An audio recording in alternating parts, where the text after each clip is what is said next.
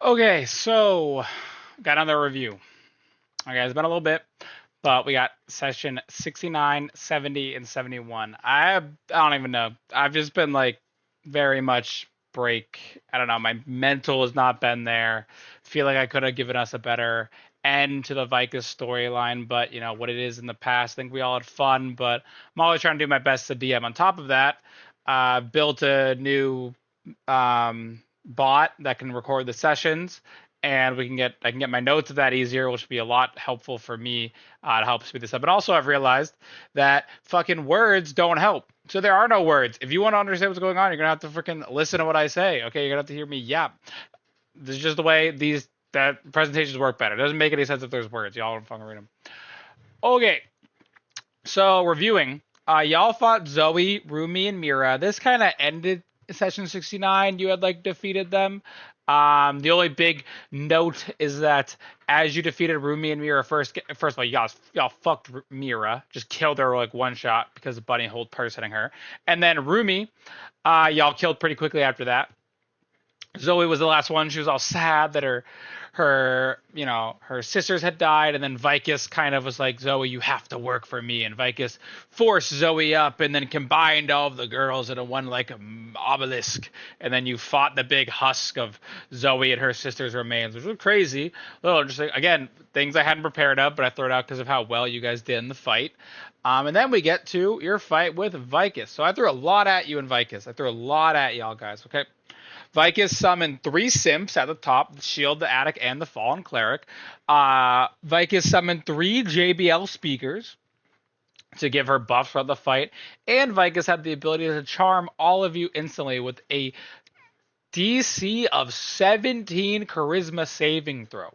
And y'all did not care. There was no eyes batted. The statistical chance of how little like the statistical chance of you all not being charmed more often blows my mind. But you know, part of the game is being able to think on the fly. And for Vicus, I was tough for me. I thought it was gonna be hard. And you guys were nervous, but I really don't think, especially with Bunny still having a 70 HP heal that was never used during the fight, I really don't think it was fucked. I think it would have been even. I think it would have been a little more difficult if Vicus had gotten that 70 HP heal, but it also may have just been dragged on a little bit more, in all honesty. But I do think the fight was thematic, and I thought the fight was cool. Vicus was very complicated. I had this whole thing where, like, as she dealt more damage, she got devotion, and I tried to manage it, and I think I did a good job of doing it. And I think the combat tracker I built in Python is extremely helpful. But you know, I'm still gonna be always doing my best. I already have another dungeon plan. I'm kind of trying to like throw these things out, honestly, you know. And you know, I don't want you guys to think that D&D is like I have a plan. You can't break it. Like you can break it, and I don't want to stop your player agency. I'm just trying to work. I just do have a world that it does have parameters, and certain things don't make sense, which we'll get into. But in the fight, y'all killed the lackeys, no problem. Mixed them up like minced meat. Very focused on the lackeys, which did have you all take a good amount of damage, not focusing on Vicus first, which is fair. I don't really know, either one makes sense. And then the JBL speakers, y'all mixed up like dumb easy. I think Inu used some kind of earthquake thing potentially, which like fucked them up. Okay, then y'all got into the fight just on Vicus, and y'all this fight this fight was some D&D peak shit. Okay, y'all were really a lot of it was metagaming. A lot of your characters probably wouldn't have been ready to think about strategies on the fly, but regardless, I mean, y'all really threw everything you had at Vicus. You did great attacks. You helped each other when you could. You were, you know, making debates. I mean, the party really thought a TPK was on the table. Me personally, it wasn't my plan, but I knew Vicus would be hard. And I mean, you really all came together and just did some amazing things. I mean, some of my highlights of this fight, if I can try to remember, is the fact that again, like you had all like destroyed her and so many things. She did this huge dance move when we ended a session where she like flowingly danced through the party and it took everyone down. It was only Bunny and Inu left with like 30 HP and y'all freaking clutched it up. Bunny did mass healing word, got everyone back up. The party was back at it again, and I thought it was sick. I thought it was so cool. You guys got back up. The fighting continued. She had a second form. She had an explosion, dealt big damage. A lot of the healings you guys did, I tried to get rid of to get the stakes higher. And then she had this.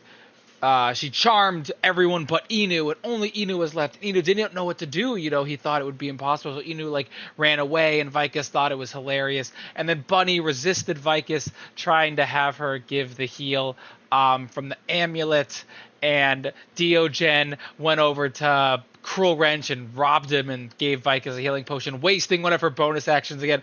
All things you all did to help the action economy in your favor. Vicus could not take out Inu, and then eventually the party slowly broke out. Diogen first, then Bunny, and you all just slowly, as you could, dealt the damage. Now, I think the straight Nen, gonna have to buff it. I'm gonna have to nerf it to once per team. Okay, so I'll explain this, and I know you guys aren't even fucking here listening, but it's once per team. So one person can use the straight Nen to get a Nen burst. Okay, I know maybe we have to go over Nen burst, Nen surges regardless, but I want to nerf it to that. And the reason is because you all have a lot of resources. You all are getting level 5, level 4 spell slots. You guys have a lot of resources at your hands, okay? And it's important to make sure that you don't have too much. We need to we want to keep our fights intense and not go on for too much, because giving all of you an extra Nen burst just completely broke the balance of what we were doing. The Nen, these things don't really have a negative effect. Like in the war, I guess they could, which is fair. In the war, you'd probably be fighting day by day, but you could just take a day off. And for that reason, for that the magical reason, I just feel like I'm not so sure. I would think still once per team, but you guys can be angry or whatnot. But straight Nen is just a silly. I don't know. I think it's silly, but I know it's in the world, and I know I added it. Blah blah blah blah. But eventually, y'all really fought through. You got through Vicus in a pretty good fight, and then this happened. So Vicus died, and in Infernal Letters, it wrote out the word lust. It was this pure essence of this demonic piece. Okay, it is the word lust. It is the sin itself. Vicus is dead. The bearer of this sin is dead, but the sin still lives for all of the lust energy that is left behind. And you all you had a plan, but I know it's been a few weeks, so then you kind of thought about what could we do instead of the plan we had thought of. So Bunny tried their best to even get towards it, to like bless it. Again, it was going to be a DC 30. If Bunny hit it, of course, things happen, but DC 30 is nearly impossible. The idea that Bunny could sanctify this sin it would be world altering. I mean, Thalos, Diogen's, Nen guy that like focused on the good and the negative energy, would be at y'all doorstep. It's important for there to be a balance in the world. Thalos has determined this, or has said this. But Leora, this old person that lives in the what's it called? The prostitution ring. She goes over, and as you all asked her to, she says she will go and take the Nen. She doesn't know if she'll be able to control it, but she'll go over and take the sin for herself. PepsiCo does attempt to take over Cruel Wrench, kind of subconsciously, but Inu does tackle them. Not only because we were out of time, but PepsiCo kind of knew it was out of their way. You guys had all been under the idea of it, but Leora goes over and takes the sin, and then once she does, again, I rolled 2 nat 20s, so she has control, at least for now, of this sin.